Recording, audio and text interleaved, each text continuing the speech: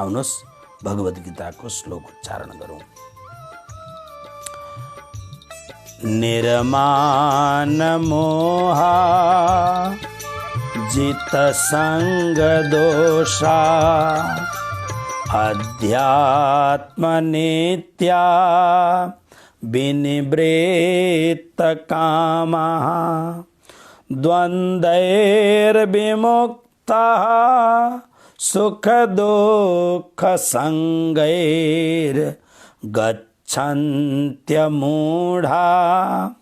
पदमव्ययं तत्। अब यसको पदच्छेद सजिलो छ। निर्माण मोहा जित संग दोषा अध्यात्म नित्या विनिवृत्त कामः द्वन्द्वैः विमुक्तः सुख दुःख संगैः गच्छन्ति अमूढ़ः पदम अव्ययम तत्। अब यसको पहिले सामान्य अर्थ, बहुत सुन्दर अर्थ छ। हामीले पहिलो र दोस्रो श्लोकमा संसार रूपी वृक्षको यथास्थितिको वर्णन सुन्यौं।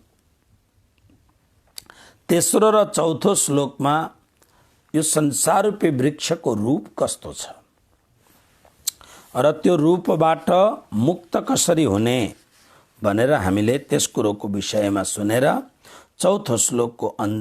तेस्रो श्लोकको अन्तिममा दृढेन असंग शस्त्रेण दृढेन छित्वा शब्दबाट अनि पछि चौथो श्लोकमा हामीले सुन्यौं ततः पदम, त्यसको पछि मात्र परब्रह्म परमात्मालाई प्राप्त गर्ने।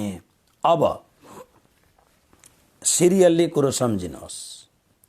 जसले संसार रूपी वृक्षलाई अर्थात् संसारलाई जसले राम्ररी बुझ्यो, के बुझ्ने भन्दा शरीर संसारको हिस्सा हो। किनभने शरीर पनि 25 तत्त्वले बनिएको छ। त्यसमा मूल वस्तु हो आकाश वायु अग्नि जल पृथ्वी। संसार पनि आकाश वायु अग्नि जल पृथ्वीबाट बनिएको छ। यानी संसार र शरीरको नाता एउटै खालको छ। संसार पनि 8 प्रकृति यानी 5 तत्व मन बुद्धि अहंकार र शरीर पनि 8 तत्व 5 तत्व मन बुद्धि अहंकारबाट बनिएको मूल वस्तु। त्यसकारणले शरीर र संसारको सजातीय सम्बन्ध छ। तर मेरो सम्बन्ध यानी म आत्मस्वरूपले मेरो सम्बन्ध संसारसँग छैन। संसार रमाइलो देखिन्छ, यसको पछि कारण छ। किनभने मेरो परमात्माले संसार बनाएको हुनाले मेरो परमात्माको प्रतिबिम्ब, मेरो परमात्माको छाया यो संसारमा परेको हुनाले संसार राम्रो देखिएको। तर संसार जन्म मरणको दुःख, असत जड दुःख, अन्त द्वैत निराकार मोह मृत्यु कुरूप यस्तो 9 भयंकर पदार्थले युक्त भएको यो संसार हामीसँग सम्बन्धित वस्तु होइन। यो र मूल रूपमा संसारलाई जान्नु, संसार रूपी वृक्षलाई जान्नुको अर्थ यो हो, म संसार होइन, म शरीर होइन, म नित्य शुद्ध बुद्ध मुक्त आत्मा हुँ। म संसारको हिस्सा होइन, म कृष्णको हिस्सा हुँ। अब 7औं श्लोकमा यसलाई राम्ररी तपाईहरु बुझ्नुहुन्छ। बस यो कुरोलाई यथार्थ रूपमा जान्नु नै संसार रूपी वृक्षलाई जान्नु हो। जबसम्म संसार रूपी वृक्षलाई हामी जान्दैनौं कि यो संसारले मलाई कसरी भुल्याइरहेको छ, यो संसारले मलाई कसरी आफ्नो स्वरूपबाट विस्मृत गराइरहेको छ।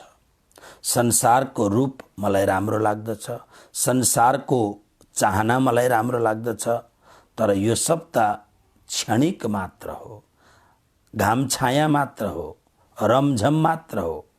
म अखण्ड अविनाशी शाश्वत सनातन दिव्य आत्मा हूँ। मेरो सम्बन्ध नित्य सम्बन्धता कृष्णसँग हो, परमात्मासँग हो। यो कुरोलाई बुझेर जुन कुरोसँग म अत्यन्त घोर अट्याच छु, त्यो संसार रूपी जुन आसक्तिको मूल हो त्यसलाई काटेर अनि मात्र म आफ्नो स्वस्वरूपको स्थितिमा आउँदछु र म आफ्नो मूल स्वरूप परमात्मासँग भेट्नका लागि अगाडि बढ्न सक्दछु। नभए के हुन्छ, मैले त्यो कथा तपाईहरुलाई सुनाएको थिएँ गोबरको किराको कथाको मूल भावै यही थियो कि हामी सत्संगमा त हुन्छौं, सत्संग सुन्छौं, तर त्यो गोबर दिमागमा आइरहेको हुन्छ। अब गुरुदेवको अत्यन्त अमृतमय सत्संग सुन्दा पनि आफ्नो अहंकार रूपी गोबर भित्र भरिरहेको हुन्छ। मैले यत्रो काम गर्दा पनि मलाई किन सम्मान मिल्दैन, मेरो किन पूजा हुँदैन, मेरो किन नाम लिँदैन, मेरो किन यस्तो हुँदैन, यति धेरै कुरो सुन्दा पनि संसारले बार बार लात हान्दा पनि संसार प्रतिको आसक्तिका गाँठाहरू किन ढिला हुँदैनन्, यो कुरो बुझ्नु पर्दछ। त्यसकारणले त्यो गोबरको किराको मैले जुन उदाहरण दिएको थिएँ, यसको मूल भाव बार बार हामी अनुभव गरौं कि म भित्र गोबर अलिकति भरिएको त छैन। गुड़ गोबर हो जाना भन्छ हिन्दीमा। मतलब यो कुरो ध्यान राख्ने, जबसम्म यो कुरो हामीमा छैन तबसम्म के हुन्छ भने हामी जति धर्म कर्म गरे तापनि, हामी जति गुरुदेवको छेउमा भए तापनि, गुरुदेवको छेउमा हुँदा पनि जसरी बत्ती मुनि अँध्यारै हुन्छ त्यसरी नै हाम्रो भित्र घाम लाग्दैन, हाम्रो भित्र त्यो अमृत प्रकाशको अनुभव हुँदैन। तसर्थ श्री कृष्ण भन्नुहुन्छ, संसार वृक्षलाई पहिले जान, सम्झ, बुझ अनि यसलाई छोड। छोड्नुको अर्थ संसारलाई छोड्नु होइन। संसारलाई छोडेर बुढाबुढी दुईटै छुट्टिएर साधु बनिनु, छोराछोरीलाई अहिले छोडिहाल्नु, करोडौंको घर छोडेर अहिले हिँडिहाल्नु नै। सबै कुरो हामीले अहिलेसम्म के सुनेका छौं, विषयान इन्द्रिय ही चरण, निष्काम भावले ज्ञान सहित विवेक सहित संसारमा रहेर जागेर संसारको उपभोग धर्मपूर्वक गरेर अनि भगवत भक्तिमा लाग्ने साथसाथमा। तर हाम्रो भित्र एउटा डिस्टेन्स, हाम्रो भित्र एउटा डिस्ट्रक्सन, हाम्रो भित्र एउटा डिट्याच बनिरहेको हुनुपर्छ, ताकि भित्र एउटा भाव नित्य बन्नुहोस्, मेरो नित्य सम्बन्धता कृष्णसँग छ, परमात्मासँग छ। त्यसको पश्चात तपाई संसारलाई पहिली भन्दा पनि धेरै प्रेम गर्नुहुन्छ। एउटा अलिकति डिट्याचको साथमा प्रेम गर्नु भने झन् धेरै प्रेम गर्नुहुन्छ, किनभने पहिले प्रेम थिएन, पहिले त मोहको आकर्षण थियो, अब हृदयको प्रेम हुन्छ। अनि मात्र मलाई खोज्न निस्क, अनि मात्र मेरो शरणमा आऊ। मतलब यो भन्दा पहिले मेरो शरणमा आयो भने पनि फाइदा हुँदैन। जस्तो मैले उदाहरण दिएँ कि तारतम बाणी पढ्नका लागि ओहो 2 घण्टा पढ्ने पारायण बडा काँडा उम्रिन्छ। कसरी? जुन ग्रन्थलाई छुँदाखेरि रोमाञ्च भएर आउनुपर्छ। एउटी प्रेमिकाले पहिलो प्रेममा आफ्नो प्रेमीसँग स्पर्श गर्दाखेरि रोम रोम पुलकित हुन्छ भने त्यो तारतम बाणी, त्यो श्रीमद् भागवत, त्यो भगवत गीता त मेरो प्रेमीको चिट्ठी हो, मेरो प्रेमीको पत्र हो, मेरो प्रेमीको स्वरूप त्यहाँ छ। अनि त्यसलाई छुँदाखेरि, त्यसलाई हेर्दाखेरि मेरो आँखा किन रसान्वित भएन, मेरो रोम रोम किन पुलकित भएन, रोमाञ्चित भएन?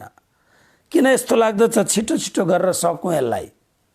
बस यही कारण हो, त्यो गोबर भित्र बाँकी छ, त्यसलाई साफ गर्नुपर्छ।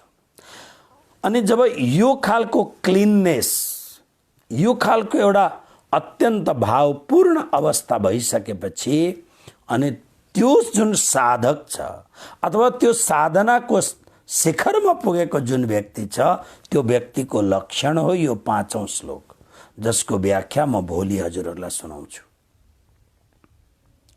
अद्भुत यो जुन श्लोक छ, मैले प्रवचनमा धेरै खेप यो श्लोक तपाईहरुलाई सुनाएको छु।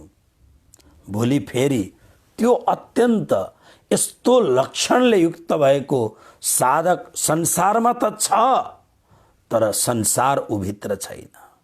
उभित्रता परमात्मा खिलिरहेको छ। उभित्रता परमात्माको परागले सुगन्धित भइरहेको छ। उभित्रता परमात्माको प्रेमले पुनीत भइरहेको छ। त्यो अवस्था, त्यो अद्भुत अलौकिक अवस्था यो श्लोकमा वर्णन गरेको छ। यो श्लोकको भावार्थ भोलि म हजुरहरूलाई सुनाउँछु।